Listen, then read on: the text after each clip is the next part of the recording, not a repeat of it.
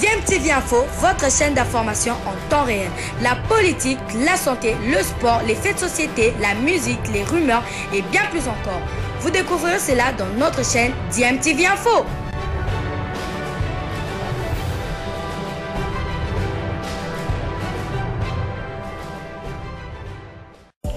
Vous êtes sur DMTV, bonjour ou bonsoir, tout dépend de l'heure à laquelle vous nous suivez. Tout plaisir est pour nous de vous retrouver, mais surtout de savoir que vous êtes nombreux en train de suivre votre chaîne YouTube DMTV. DMTV qui vous propose l'actualité, vous propose également des analyses et des réflexions sur des sujets d'actualité, sur des faits sociaux, tout simplement sur des réalités que nous observons ici chez nous en République démocratique du Congo. La grande semaine du tout-puissant Mazembe à Kinshasa démarre ce mercredi avec un match comptant pour les playoffs de la Linafoot Ligue 1. Mazembe sera reçu tout à l'heure à 15h30 au Stade de Martyrs par la formation des Aigles du Congo. Le tout-puissant Mazembe qui a réalisé jusqu'ici un carton plein, 4 victoires en 4 sorties, va affronter une équipe des Aigles du Congo qui compte 9 points et qui occupe la 5e position, alors que Mazembe est 2e au classement avec justement 12 points derrière l'AS Maniema Union qui compte 13 points et qui a déjà joué tous ses matchs de la manche aller. Le tout-puissant Mazembe, c'est 4 matchs joués, alors que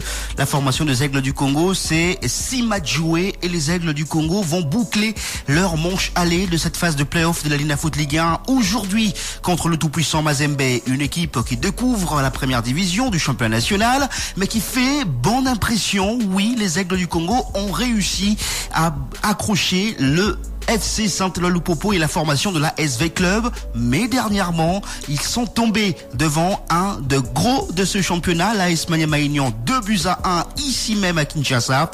Les Aigles voudront bien se relever face au tout-puissant Mazembe, même s'ils sont novices. Ils n'ont pas peur des équipes qui jouent depuis longtemps ces championnats. On va écouter le coach de cette formation, Luc Eymael.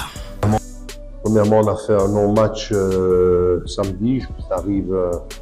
Je pense qu'il s'agissait d'un jour un peu sans, comme on dit. Il y a des jours avec, il y a des jours sans.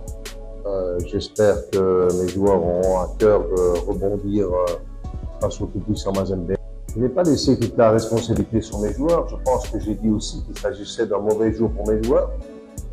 J'étais pas content sur mes joueurs parce qu'à partir du moment où tu répètes au niveau des phases arrêtées et des corners défensifs et offensifs et tu dis que c'est la force, que tu insistes que c'est une des forces de Maniema Union et que tu travailles cela et que tu désignes tel et tel joueur pour notamment s'occuper de Loupini, le numéro 15 qui marque le premier but et Kitoa qui marque le second but, c'est normal que le coach soit pas content à partir du moment où tu as travaillé. Comment est-ce qu'un coach peut changer quelque chose là-dessus à partir du moment où le joueur est responsable du marquage individuel du joueur? Qui lâche le joueur, c'est la faute de qui? Les spectateurs, du président, du coach, je ne pense pas. Donc, j'étais pas content sur ce fait-là. Et comme j'ai dit, j'ai expliqué, pour moi, c'était un mauvais jour de la part de mes joueurs. Je pense qu'il n'y avait pas un grand nombre de joueurs à sortir du dos, si ce n'est l'un ou l'autre qui est rentré et qui a vraiment fait quelque chose de bien, comme Pigo, comme Hervé Mbeya, qui ont vraiment bien répondu à l'attente. Donc voilà. Maintenant, tout puissant Mazembe, félicitations à eux déjà pour leur qualification, chose qui n'était pas facile au départ, pouvoir se qualifier là-bas en Angola. Ils ont bien réagi après avoir été menés 0-1. Nous savons que c'est une grande équipe, nous savons qu'ils ont 12 points sur 12 et que la tâche qui nous attend est loin d'être facile. Mais je pense que tout comme le président l'a dit hier, perdre c'est une chose, ça fait partie du football. Mais perdre en donnant tout. Vous voyez, pas perdre en étant vraiment en dessous de son niveau. Je crois que c'est ce qui est arrivé. Je ne sais pas si vous pouvez peut-être, vous êtes peut-être un grand tacticien, vous pouvez peut-être me dire ce que je n'ai pas bien fait, mais je pense qu'on a essayé de tout faire offensivement pour de revenir au score. J'ai utilisé toutes les armes offensives. On a fait rentrer tous les joueurs offensifs qu'on avait sur le banc. On a essayé de refermer le milieu parce que Maniema Union avait pris l'ascendant dans le milieu du jeu en première période. Il est là pour le témoigner. On a changé 2-3 petites choses au milieu. Ça a été beaucoup mieux en deuxième mi-temps au niveau du milieu de l'entrejeu. Mais malheureusement, pas encore au niveau de la construction. Et quand un coach demande aux joueurs arrêtez de balancer des longs ballons des Mazembe, j'espère qu'eux, ils vont aborder ça avec un tout autre esprit. moi j'aborde toujours tous les matchs pour essayer de faire le mieux possible, de les remporter.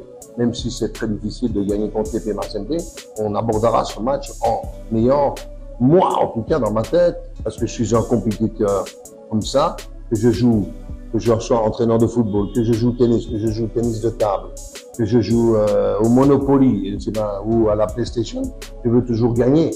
Au niveau tactique, je ne vais pas dévoiler la tactique, j'essaye 2-3 choses pour le moment. Je suis très bien placé pour savoir que la tactique que j'aimerais employer à Do Bosco est un peu différente. Je réessaye ça peut-être. Merveille, chaque fois, comme je viens de le dire, apporte un plus lorsqu'il rentre ou voilà. Et spécialement plus quand il rentre ou s'il commence le match. Mais pourquoi? Parce que c'est un support pour Maxwell. Donc voilà, maintenant, si on joue avec Merveille, soit on joue en 4-4-2, soit on va jouer en 4-4-1-1. Donc c'est la solution que j'aimerais faire à Don Bosco. Non, si nous jouons en 4-4-1-1, il était là, il a joué. Par moment, Don Bosco était un peu pris dans le milieu. Il a joué le match. Pourquoi? Parce que parfois, Merveille n'est pas habitué à ce rôle que je lui demande de revenir en perte de balle derrière l'attaquant.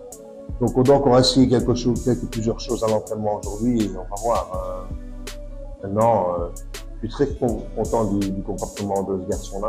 Voilà, c'était là Lucas Emaël qui est coach de la formation des Aigles du Congo. Le tout-puissant Mazembe a le vent en poupe actuellement avec sa qualification en demi-finale de la Ligue des Champions. Mazembe qui n'a pas encore perdu de match dans ce championnat, du moins 3 matchs gagnés sur terrain, puisqu'il y avait un match qui a été gagné sur tapis vert face à la formation de l'AS Stéphanois après un nul de 0 but partout sur le terrain. Mazembe sait que la formation des Aigles du Congo n'est pas composée des joueurs novices à 100% dans ce championnat national. C'est vrai que l'équipe est jeune, mais les joueurs qui sont dans cette équipe ont déjà disputé le championnat national, a indiqué Lamine Ndiaye, qui ne néglige pas du tout cette formation de Kinshasa.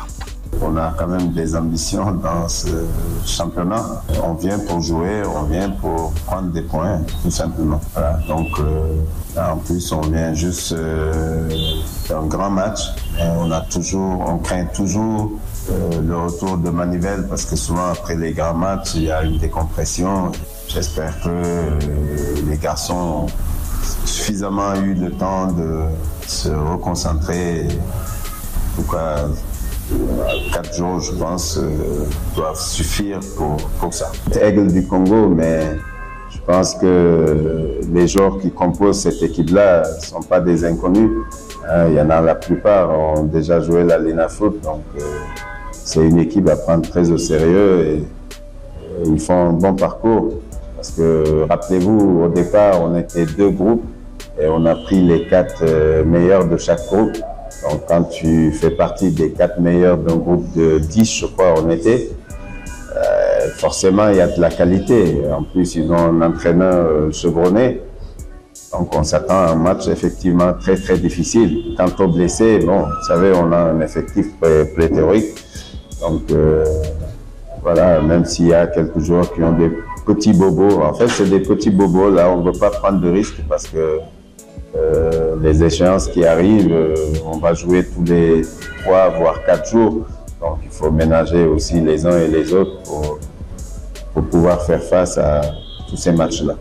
Voilà, c'était là le coach du tout-puissant Mazembe, Lamine Ndiaye. Vous avez suivi le spot. Ce match va être retransmis en direct en intégralité sur les antennes des Top Congo FM aujourd'hui à partir de 15h30. Soyez donc au rendez-vous. Mazembe, après cette rencontre, jouera dimanche le Classico de la RDC contre la formation de la ASV Club.